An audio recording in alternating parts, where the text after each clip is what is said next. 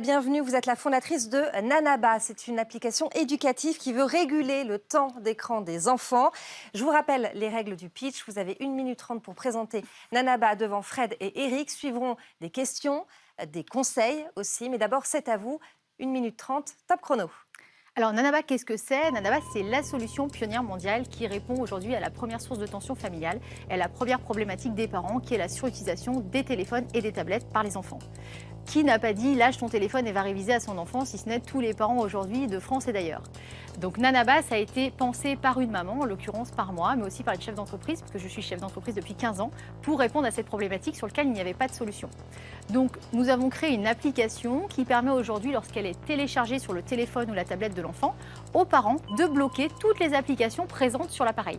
Une fois les applications bloquées, quand l'enfant veut aller sur ces applications bloquées, qui peuvent être un réseau social ou un jeu, ou toute autre application, l'enfant va d'abord devoir réaliser un quiz dont la matière et le niveau aura été choisi par le parent. Nous couvrons 4 programmes scolaires, la France, la Belgique, le Luxembourg et la Suisse, et nous allons du CP à la 3e.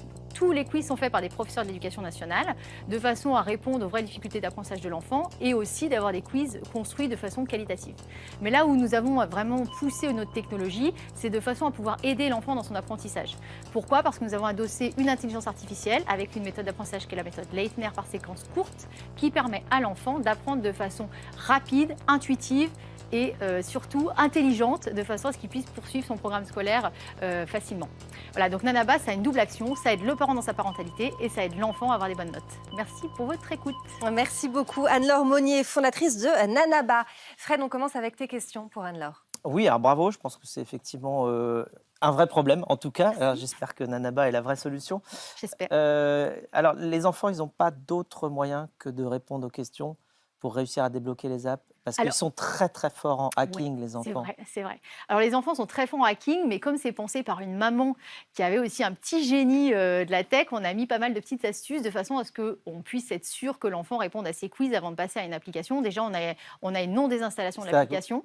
Votre enfant, il a contribué en fait, à trouver les failles de hacking. C'est ça. Alors déjà, c'est par mon enfant que j'ai eu l'idée, puisque lui, justement, il était addict au téléphone et à la tablette. Donc, c'était un adolescent, c'est toujours un adolescent d'ailleurs, il avait 12 ans quand j'ai eu l'idée. Et donc, surtout, il adore manipuler le téléphone, il est bien meilleur que moi sur l'utilisation du numérique.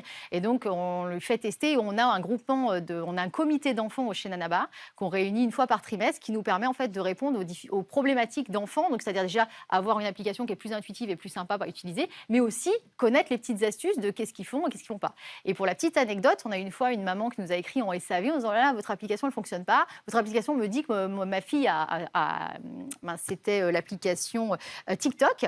Ma fille a TikTok alors que ça n'est pas sur le téléphone. Et donc on a fait des recherches. Et en fait cette jeune fille qui avait quand même 9 ans, elle avait tout simplement changé la vignette du téléphone, changé la vignette de TikTok pour faire croire qu'elle allait sur la météo. Et donc elle allait tout le temps sur la météo. Donc on s'est dit il y a quelque chose qui est anormal sur la météo. Et donc c'est les petites astuces d'enfants pour dire qu'en effet ils sont très malins, mais que chez Nanaba on essaie d'être plus malin qu'eux. Alors, vous dites que 94% des enfants améliorent leurs résultats scolaires après 3 semaines d'utilisation de Nanaba. Comment vous le prouvez? Alors, on a fait un panel. On fait un panel utilisateur. Donc, on communique énormément auprès de nos utilisateurs. C'est pour ça que ça nous permet aussi d'améliorer en permanence notre application.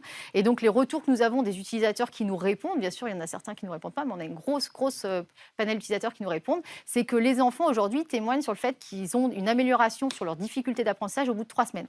Pourquoi c'est aussi rapide? Parce que l'enfant, il va tous les jours sur son téléphone et sa tablette. Il faut savoir qu'aujourd'hui, en France, les enfants, ils passent en moyenne 2h40 par jour sur le téléphone et tablette. C'est énorme. C'est 6h30 aux États-Unis. À quel âge? Ça dépend de l'âge peut-être? C'est à partir de 5 ans. C'est vraiment la tranche d'âge 5-14 ans qui est sur ce panel-là. Au-dessus de 14 ans, je n'ose même pas vous donner les chiffres parce que les chiffres, ils s'emballent vraiment. Donc nous, on est sur les 6-15 ans, c'est-à-dire CP 3e, où il y a le plus gros taux de décrochage scolaire. Et c'est là où il y a le plus grosse activité et liberté, malheureusement, sur les réseaux sociaux. Et donc, les résultats, en fait, sont assez probants parce que l'enfant, il y va régulièrement. Et comme l'intelligence artificielle, à l'intérieur, travaille sur ses lacunes et ses difficultés, eh ben, il apprend, en fait, très rapidement ce qu'il n'arrive pas à apprendre sur son cahier. On passe à toi, Eric, et tes remarques sur le pitch d'Anne-Laure. Qu'est-ce que tu en as pensé? Bon, d'abord, bravo Anne-Laure. J'ai peur. T'as peur? Non, mais on voit tout de suite, c'est une Merci. super boîte, tu maîtrises. C'est gentil. C'est génial. Ah, mais qu'est-ce que tu parles vite. Je sais. J'en peux plus. Et en fait, j'avais l'impression que tu courais devant moi et que j'essayais de te rattraper et je t'ai jamais rattrapé et j'ai raté la moitié de ton pitch. D'accord. Et d'ailleurs, Fred dit 94%, je les avais pas entendus. Et, je pense que j'ai raté énormément de choses parce que mon cerveau, il met un temps, et le cerveau de tout le monde met un temps à entendre des choses nouvelles, à les digérer. Et donc, pour mon confort, il faut absolument, mon confort est celui des gens qui t'écoutent. Il faut absolument que tu fasses un effort pour avoir un débit moindre. Bien C'est important et à la limite, bien sûr, il y aura moins d'informations, mais ce seront les informations les plus importantes. Mm. Ça, c'est la chose qui ressort. Après, j'ai vu qu'après, quand Fred t'a interrogé, tu parlais toujours aussi vite. Donc, je me suis dit, c'est sa façon de parler en réalité. Mais je pense qu'il faut faire un effort de ce côté-là. Ensuite, le démarrage. Tout le monde sait ici que c'est un peu mon hobby. Il y en a trop. Et puis, je trouve que la première chose que tu dis, elle n'est pas importante. D'accord. C'est la première solution mondiale. Mais quoi, en fait? De quoi? Et tu le dis juste après. Mais comme première solution mondiale, ça fait beaucoup de bruit, ça étouffe ce que tu dis après. Ok. Et on a du mal à il faut vraiment qu'on fasse un effort. Et ça, il faut jamais que ceux qui t'écoutent aient besoin de faire un effort pour entendre ce que tu vas dire. Et là, ça devient super intéressant. Mais quelques secondes plus tard, tu dis, quel parent n'a pas dit, lâche ton écran, il va réviser.